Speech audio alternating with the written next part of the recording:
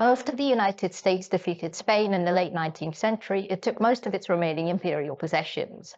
It annexed Guam and Puerto Rico and turned the Philippines into a protectorate. Yet Cuba, central to why the war started in the first place, was left to become independent, despite some calls in the United States for its annexation. And given that the USA took the rest of Spain's colonies for its own, why didn't it also annex Cuba? So, as of 1898, Cubans had been fighting on and off for decades to win their independence from Spain. When another rebellion began in earnest, the Spanish response was seen as quite harsh in America. This led to many there calling for intervention to save the Cuban people, which was backed by American business who did a lot of trade with Cuba. And also, when the USS Maine was in Havana Harbor, it exploded. Most Americans blamed Spain. Spain claimed that it was an accident, but the truth didn't really matter. It was time for war. To put it bluntly, the United States crushed Spain, and both then signed the Treaty of Paris. This saw Spain give up the Philippines, Guam, Puerto Rico, and Cuba. Guam and Puerto Rico were immediately taken by the United States, and the Philippines was a slightly more controversial issue. This was because its rebels had hoped that the United States would help them become a sovereign, independent state, but fun fact, no. Instead, the US opted to keep the Philippines, and much like Spain before it, brutally crushed any rebellions there. So why was Cuba different?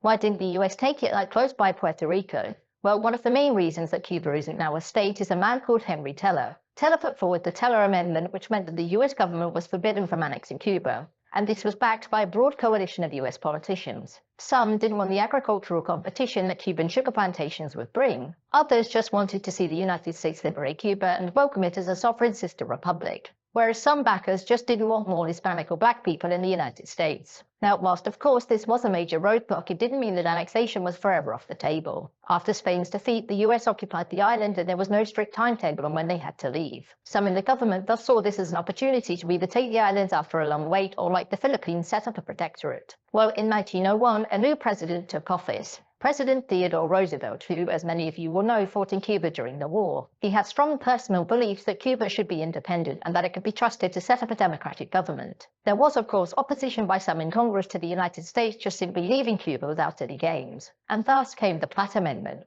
This pleased the anti-annexation crowd by leaving Cuba as a nominally independent state, whilst also forcing the Cubans to give near-complete control of their economy to the United States. And in return for American troops leaving Cuba, it had to agree to some punishing demands, including never making friends with any enemy of the USA, ceding some land here in Guantanamo Bay to make room for an American naval base, and allowing the US to intervene militarily if its interests were ever threatened. This essentially made Cuba a puppet state without formally making it a puppet state. The new Cuban government agreed, because what else could it do, and Cuba became fully independent without occupation in 1903. A rebellion against pro-American government saw US troops return a few years later, but there was no real talk of annexation. This was because the United States had gained most of the advantages of annexation without any of the costs, a template which would be repeated in the following decades by future US governments in Central America.